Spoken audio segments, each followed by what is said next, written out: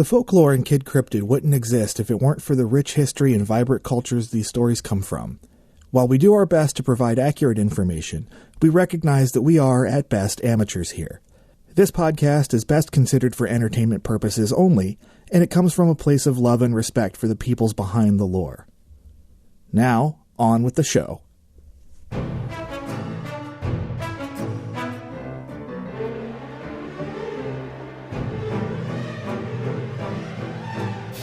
I'm Shawn. I'm Elias. And you are listening to Kid Cryptid, the podcast where we talk about animals of unsubstantiated existence known as cryptids. How's it going, Elias? Pretty good. I think we've got a fun episode today. Ooh, bring it. Yeah, we're gonna talk about something that you've been wanting to talk about for a while now. I think I know what it is. Yeah, you got any guesses? Nessie, the Loch Ness Monster. Bingo! This time we're going to Loch Ness. Well, I wish, because I'd really love to go to Scotland. But at least we're going to talk about it. Would you want to try to get a picture of her? Well, we're going to talk about maybe even more than that. So, Ooh. Anyway, I'm going to let you take the driver's seat here for a moment. Since you've been wanting to talk about this particular cryptid for a while, go ahead and tell me what you know. Well, I know it's a flippered friend. Because, it has flippers. You know that it has flippers? Well, I think it has flippers because it can move underwater, and most underwater creatures have flippers. Okay. Anything else you know about it? It has a long neck, like a dinosaur. Some people have seen her, I'm pretty sure, because I've seen photos of this creature in the water. It kind of looks like a log, but it isn't. It looks like a log. Like the hump's back here, the head part is up here, and it just moves in the water. Okay. You covered a lot of stuff in there. Some of it I was going to wind up talking about. But how about I fill in some of the details? Okay. So it's time to wind the clock back to May 2nd, 1933. A couple was enjoying some time together at Loch Ness. Even then, it was an enjoyable tourist destination due to the scenery and for spending time on the water. It was from that water that a legend was born. According to the couple, they saw an enormous animal rolling and plunging on the surface, and they described it as a dragon or a prehistoric beast. Okay. Their report was taken up by the media, and a rush of fortune seekers descended upon the loch in hopes of catching a glimpse of the creature, or better yet, outright catching it. What? Why would you ever try to catch it? I mean, it's a big monster. Well, one of the newspapers at the time hired a big game hunter to find the animal. And though he didn't find it, he claimed to find tracks. On land or underwater? On land. That doesn't really count, though, does it? I think I've read a book on Mayan that there was this car, and then Nessie was in front of it. And it was on a road, and I was like, ooh. Well, but he was supposed to catch it, and he said he found tracks on land. Does that count? Maybe if she can go like this, if she can scoot on it. What if I told you they were fake? The tracks. Then I think that means that he put them on land. Yeah, what do you think he did? He probably used some flippers to make it look like it. Actually, investigators figured out that he made the tracks using a hippopotamus foot attached to a stick. Now, I don't know about you, but at this point, I'm more concerned about where and how he got the hippo foot. Shooting it in the head. Well, somebody probably did. So, from my research, apparently canes with hippo feet on the end of them were very, in style at the time. Oh, so, he got a cane for it. Yeah, he got a cane with a hippo foot on the bottom. Well, I've never seen Nessie with a hippo foot. How is he going to get away with that? So he didn't. He caught a lot of people were not happy, and he wound up kind of going away in disgrace. How come he didn't go to jail? I guess he didn't really commit a crime other than just lying, and people made fun of him, and he wasn't really popular after that.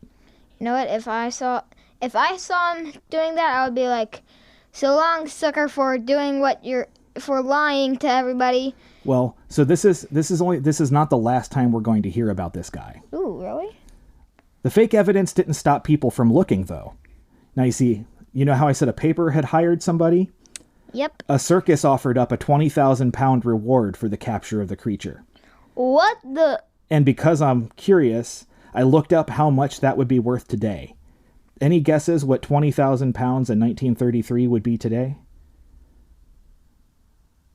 Maybe $23 and $23,000 and I forgot that. Well, you would be correct that it would be worth more today, but you are so far off. What? So if somebody wanted to pay the same amount of money today, it would be $1,775,005. That's a lot of money. Somebody would have to be rich. And so that's why people wanted to catch the monster. Wait, I thought you said that it was pounds. Well, so I had to convert because pounds is British money. So the United Kingdom, where Scotland is, they use pounds. So and so I had to do a little bit of math. I know it's a shock. Dad had to do math. But why would they say pounds? Because that's what they call their money. Anyway, what I'm trying to make clear here is that this is the end of the podcast. Wait. Sorry, folks. Elias and I are done talking about cryptids, and we're now going to actually try hunting them. There's money to be had. So what's the plan, Elias? How are we going to catch the Loch Ness Monster? Run away. We can't catch it by running away. Then I guess we're just going to have to put a big trap in the water and see if it goes in the trap and gets caught. That would be like a lot of wood. You really think that's going to work? Nope. I'm pretty sure Nessie is actually... Is the Loch Ness deep? Because I think it is. You are correct. Loch Ness is very deep. Well, that's not going to work because wood floats. Well, at least I tried. You know, I'm starting to think this is a bad idea. Yeah. I mean, people have apparently been seeing this creature, or at least something like it, since about 565 AD. Well, maybe it was a log the whole entire time. Who knows? I mean, the first written record of this shows up at 565. So that also happens to be about 1,500 years ago. Stone paintings dating back even further depict a creature with flippers and a long neck, which doesn't sound like a log, but it sounds like what you were describing earlier. Oh, wait, I actually remember there's this dinosaur that has a long neck and has flippers. Maybe... Also something we're going to get to, so see, you're on the stuff here. But I guess what I'm getting at is people have been seeing this thing for a long time, possibly more than 2,000 years. And over that time, no one has been able to do anything more than see the creature. Our chances of catching it look pretty slim to me. Well, I think Nessie is pretty shy. Fair. So it sounds like we should just go back to talking about it? Yes. Cool. All right, so where to continue? Let's move on to 1934. Whoa! So just a year later. Now that's when Nessie, as the monster has come to be called, and as you've been calling it, yes, really achieved the top-tier cryptid status. Ooh! You see, that's when a surgeon named Robert Kenneth Wilson snapped a grainy black and white photo of something with a long neck and a snake-like head moving through the water. Now this is a picture that most people have probably seen. If you've heard of the Loch Ness Monster, you've probably seen this picture. No, I don't think I've seen that picture. You've seen the picture. No, what I mean is, like, I've seen pictures of Nessie being green, bluish green, and light blue. Oh, those are more like drawings. This is a photograph. Now, this image set off a firestorm of excitement that a plesiosaur lived in the loch. So that's the dinosaur you were talking about. Oh, It's called a plesiosaur. Now, as I was saying, that photo is probably the most recognizable photo of Nessie there is, continuing the idea of a dinosaur still living amongst us. well, then maybe Nessie is a dinosaur. Now, there's something funny about that picture, though. What? You know what it is? No. Yeah, it's fake. Is it a balloon? Well, let's see here. You remember our monster hunter from earlier? That dude. After he disappeared from the public eye, he teamed up with another gentleman to make the monster. Together, they built a head and neck and attached it to a toy submarine. Wilson, our surgeon, was tasked with taking the picture and giving it to the media due to his respectable reputation as a doctor. You know what? If I was born that day, I would just say, "Hey, loser, come here." And then I would smack his face. So this didn't come out, though, until 1994 when one of the guys involved told the truth. So while that photo has always been debated, it had always been possibly, people had believed it for 60 years. I still believe it. That's a pretty good lie, really. Now, I've kind of gotten to thinking, and I've been wondering something. What? So if Nessie's down there, do you think it's lonely? I mean, people don't really seem to see more than one at a time. Well, there might be fish. But do you think fish really understand what it's like to be the Loch Ness Monster?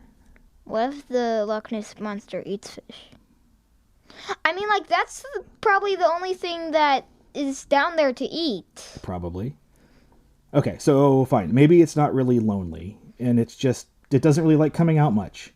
Maybe it wants to be down there. Maybe it's just shy? Should we, make it cookies or something? Ooh, I wonder what kind of cookies Nessie would like. Maybe fish. Fish cookies? With a little bit of sugar. No. That sounds like Nessie probably likes anchovies on its pizza, too. Anchovies are fish, and I kind of like fish. Ooh, maybe it does like fish. I don't think we could be friends. Maybe it likes fish burgers. Ew. Okay, we're done talking about feeding Nessie. I'm not thrilled with these ideas. Well, now I feel offended to Nessie. That's fine. You can feel offended for Nessie. I'm moving on. Oh. So for all of the confirmed hoaxes, however, the search for Nessie is still alive and very active. As time has passed, the technology used in the hunt has certainly gotten better. In 1975, a sonar expedition seemingly captured an image of what appears to be a flipper. Wait, where was it? I mean, it was underwater. They were using sonar.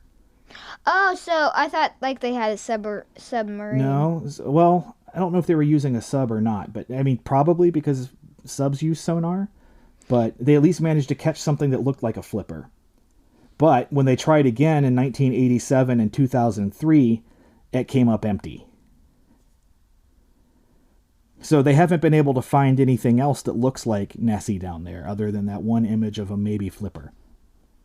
Or maybe it was a swamp monster. But now here's where things get kind of cool. All right? So in 2019... things have gotten even more serious. Oh, serious? You're talking serious? I'm talking stuff that's going on now. Scientists have been collecting DNA from the water to see if they can figure out what is possibly down there. I think I'm going to So, not only is DNA used to solve crimes, it's being used to hunt cryptids. So far, just by testing the water, they've been able to identify 15 species of fish and around 3,000 types of bacteria. But nothing conclusive about Nessie. Okay, then that's just... Why are we even talking about fish? We're talking about Nessie. Well, it's showing that their methods are working. And even then, they said they've ruled out some possibilities of what Nessie could be.